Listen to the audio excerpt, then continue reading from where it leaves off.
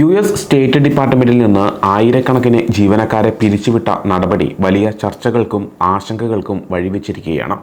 ഇത് വെറുമൊരു ജീവനക്കാരുടെ പിരിച്ചുവിടലല്ല, മറിച്ച് അമേരിക്കയുടെ നയതന്ത്ര രംഗത്തും ആഗോളതലത്തിലുമുള്ള ഇടപെടലുകളിലും വലിയ പ്രത്യാഘാതങ്ങൾ ഉണ്ടാക്കാൻ സാധ്യതയുള്ള ഒരു നീക്കമാണ്. യു.എസ്. സ്റ്റേറ്റ് ഡിപ്പാർട്ട്മെന്റ് പുറത്തുവിട്ട വിവരങ്ങളനുസരിച്ച് 1107 സിവിൽ സർവീസ് ജീവനക്കാരെയും 246 ഫോറിൻ സർവീസ് ജീവനക്കാരെയുമാണ് പിരിച്ചുവിട്ടിരിക്കുന്നത്. ഈ വർഷം ആദ്യം 1500-ലധികം സ്റ്റേറ്റ് ഡിപ്പാർട്ട്മെന്റ് ജീവനക്കാർ സ്വയം വിരമിച്ചതിന് പിന്നാലെയാണ് ഈ കൂട്ട പിരിച്ചുവിടൽ. CBS ന്യൂസാണ് ഈ വാർത്ത റിപ്പോർട്ട് ചെയ്തിരിക്കുന്നത്. ഈ പിരിച്ചുവിടൽ ഏറ്റവും കൂടുതൽ ബാധിച്ചത് അഭയാർത്ഥികളെ യു.എസിലേക്ക് പുനരധിവസിപ്പിക്കുന്ന bureau of population, refugees and migrations office of അഡ്മിഷൻസിലെ എല്ലാ സിവിൽ സർവീസ് ഉദ്യോഗസ്ഥരെയും അഫ്ഗാൻ അഭയാർത്ഥികളെ സഹായിക്കുന്ന കെയർ ഓഫീസിലെ ജീവനക്കാരെയുമാണ്. ഇത് ഈ സുപ്രധാന വകുപ്പുകളുടെ പ്രവർത്തനങ്ങളെ കാര്യമായി ബാധിക്കുമെന്നാണ് വിലയിരുത്തപ്പെടുന്നത്. ഈ വിഷയത്തിൽ രാജ്യമെമ്പാടും വലിയ പ്രതിഷേധങ്ങളാണ് അരങ്ങേറിയത്.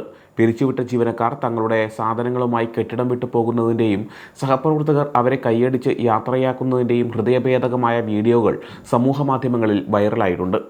അമേരിക്കൻ നയതന്ത്രജ്ഞർക്ക് നന്ദി, ഞങ്ങൾക്ക് മെച്ചപ്പെട്ട കാര്യങ്ങൾ അർഹമാണ് എന്നെഴുതിയ ബോർഡുകളുമായി നിരവധി പേർ പ്രതിഷേധത്തിൽ അണിനിരന്നു. സെനറ്റ് ഫോറിൻ റിലേഷൻസ് കമ്മിറ്റിയിലെ ഡെമോക്രാറ്റുകൾ ഈ തീരുമാനത്തെ രൂക്ഷമായി വിമർശിച്ചിട്ടുണ്ട്. സ്റ്റേറ്റ് ഡിപ്പാർട്ട്മെന്റിലെ സിവിൽ സർവീസ്, ഫോറിൻ സർവീസ് ജീവനക്കാരെ പിരിച്ചുവിടാനുള്ള തീരുമാനം രാജ്യസുരക്ഷയെ ദുർബലപ്പെടുത്തും എന്ന് അവർ പ്രസ്താവനയിൽ പറഞ്ഞു. ഇത് നികുതിപ്പണം ലാഭിക്കാനുള്ള നടപടിയല്ലെന്നും സർക്കാരിൻ്റെ പ്രവർത്തനങ്ങളെ ദുർബലപ്പെടുത്തുമെന്നും സെനറ്റർമാർ കൂട്ടിച്ചേർത്തു. സെനറ്റർ ക്രിസ് വാൻ ഹോളൻ ഇത് അമേരിക്ക ആദ്യം എന്നല്ല, അമേരിക്ക പിൻവാങ്ങുന്നു എന്നാണ് അർത്ഥമെന്നും അഭിപ്രായപ്പെട്ടു. എന്നാൽ സ്റ്റേറ്റ് സെക്രട്ടറി മാർക്കോ റൂബിയോയുടെ വിശദീകരണം ഇങ്ങനെയായിരുന്നു: ഇതൊരിക്കലും ആളുകളെ ഒഴിവാക്കാൻ ശ്രമിക്കുന്നതിൻ്റെ ഫലമല്ല. ഒരു ഓഫീസ് അടച്ചുപൂട്ടിയാൽ അവിടെയുള്ള ജീവനക്കാരുടെ ആവശ്യമില്ലല്ലോ. ചില തസ്തികകൾ ഇല്ലാതാക്കുകയാണ് ചെയ്യുന്നത്, ജീവനക്കാരെയല്ല.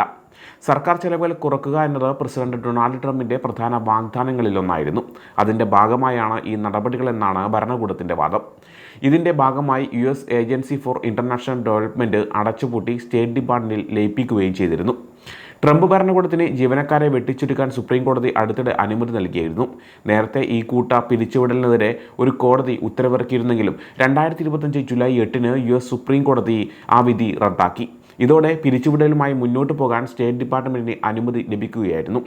ഈ വെട്ടിച്ചുരുക്കൽ അമേരിക്ക ലോകവേദിയിൽ നിന്ന് പിൻവാങ്ങുന്നു എന്ന സൂചന നൽകുന്നുവെന്നാണ് വിമർശകർ പറയുന്നത്. ചൈന തങ്ങളുടെ നയതന്ത്ര ബന്ധങ്ങൾ വികസിപ്പിക്കുമ്പോൾ അമേരിക്ക തങ്ങളുടെ നയതന്ത്ര ശേഷി കുറക്കുന്നത് ദേശീയ സുരക്ഷയ്ക്ക് ഭീഷണിയാണെന്നും ഇത് അന്താരാഷ്ട്ര പ്രതിസന്ധികൾക്കിടയിൽ അമേരിക്കയുടെ നയതന്ത്ര ശേഷിയെക്കുറിച്ച് ആശങ്ക വർദ്ധിപ്പിക്കുമെന്നും ഫോറിൻ റിലേഷൻസ് കമ്മിറ്റിയിലെ ഡെമോക്രാറ്റിക് സെനറ്റർമാർ മുന്നറിയിപ്പ് നൽകി. പരിചയസമ്പന്നരായ ഉദ്യോഗസ്ഥരെ നഷ്ടപ്പെടുന്നത് ചൈനയുടെയും റഷ്യയുടെയും വളരുന്ന സ്വാധീനം ചെറുക്കുന്നതിനുള്ള അമേരിക്കയുടെ കഴിവിനെ തടസ്സപ്പെടുത്തുമെന്നും രാഷ്ട്രീയ നിരീക്ഷകർ ആശങ്കപ്പെടുന്നു. ഈ കൂട്ട പിരിച്ചുവിടൽ രാജ്യത്തിൻ്റെ പ്രവർത്തനങ്ങളെ എങ്ങനെ ബാധിക്കുമെന്നും ഇതിൻ്റെ ഭവിഷ്യത്തുകൾ എന്തൊക്കെയായിരിക്കുമെന്നും ഉറ്റുനോക്കുകയാണ് രാഷ്ട്രീയ നിരീക്ഷകർ. വരും ദിവസങ്ങളിൽ ഈ വിഷയത്തിൽ കൂടുതൽ ചർച്ചകളും പ്രതിഷേധങ്ങളും പ്രതീക്ഷിക്കാം. സമയം മലയാളം വാർത്തകൾ ഇനി ടൈംസ് ഓഫ് ഇന്ത്യ സൂപ്പർ ആപ്പിലും. ഇതിനായി പ്ലേ സ്റ്റോറിൽ നിന്നോ ആപ്പ് സ്റ്റോറിൽ നിന്നോ times of India app install ചെയ്യൂ. മലയാളം ഭാഷ തിരഞ്ഞെടുക്കൂ. വാർത്തകൾ ആസ്വദിക്കാം, എല്ലാം ഇനി സമയത്തിൽ.